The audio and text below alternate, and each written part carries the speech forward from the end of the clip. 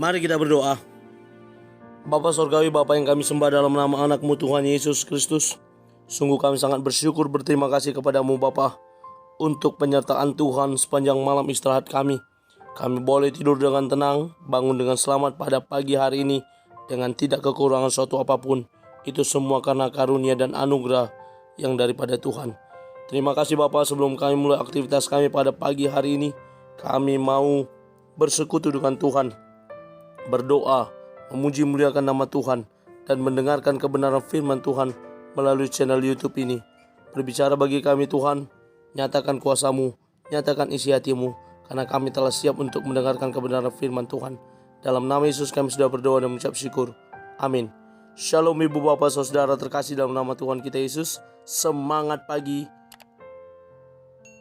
Bertemu kembali di channel Rionando Butar-Butar dalam khotbah 5 menit aja toko 5 untuk renungan harian. Renungan pada hari ini saya ambil dari kitab Ibrani pasal yang ke-13 ayat yang ke-6. Demikian kesaksian firman Tuhan. Sebab itu dengan yakin kita dapat berkata, Tuhan adalah penolongku, aku tidak akan takut. Apakah yang dapat dilakukan manusia terhadap aku? Tuhan adalah penolongku. Ibu bapak saudara terkasih dalam nama Tuhan kita Yesus, berbicara tentang penolong tak dapat dipungkiri dan tidak dapat dihindari dan tidak dapat didustai, bahwa sebagai manusia kita adalah makhluk, kita adalah insan yang membutuhkan pertolongan orang lain. Mulai dari kita lahir, kita ditolong oleh orang tua kita, sampai kita beranjak balita, beranjak menjadi anak remaja. Bahkan ketika kita mau bersekolah, orang tua kita yang menyekolahkan kita. Bahkan ketika kita sudah dewasa, berusaha mencari pekerjaan, orang tua kita juga mendukung kita. Bahkan ketika mau menikah, orang tua kita juga menolong kita. Bahkan ketika kita sudah menjadi tua, jadi kakek, nenek, buyut, kita juga ditolong oleh orang lain. Bahkan sampai kita meninggal, orang lainlah yang mengebumikan kita, menguburkan kita. Ibu bapak saudara terkasih dalam nama Tuhan kita Yesus, dalam nats kitab Ibrani pada pasal yang terakhir ini, bagaimana hidup beriman adalah menjadi tujuan dari penulisan kitab Ibrani. Beriman di dalam Tuhan, tidak menjauhkan diri dari persekutuan orang-orang beriman, orang-orang percaya, tetap bersekutu dan berkeyakinan teguh kepada Tuhan, berpengharapan di dalam Tuhan, itulah menjadi tujuannya. Dan dalam nats ini ada suatu keyakinan yang mantap dari seorang penulis kitab Ibrani ini, bahwa dia berkata yang pertama, bahwa dia berkeyakinan.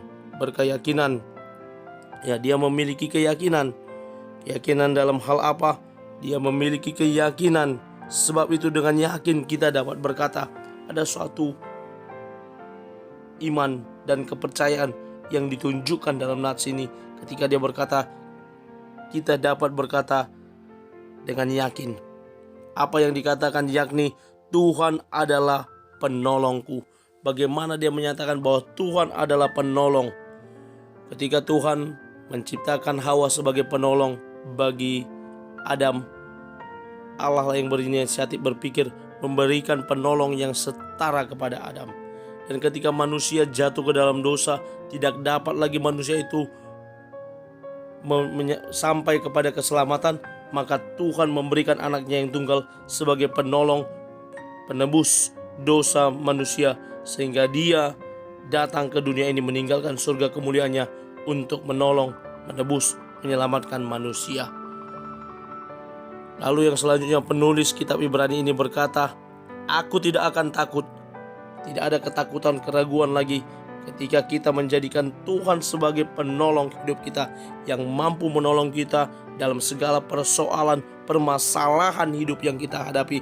Apapun itu, apakah masalah sakit penyakit, apakah masalah pekerjaan, apakah masalah karir, apakah masalah rumah tangga, atau masalah apapun itu, Tuhan sanggup menolong.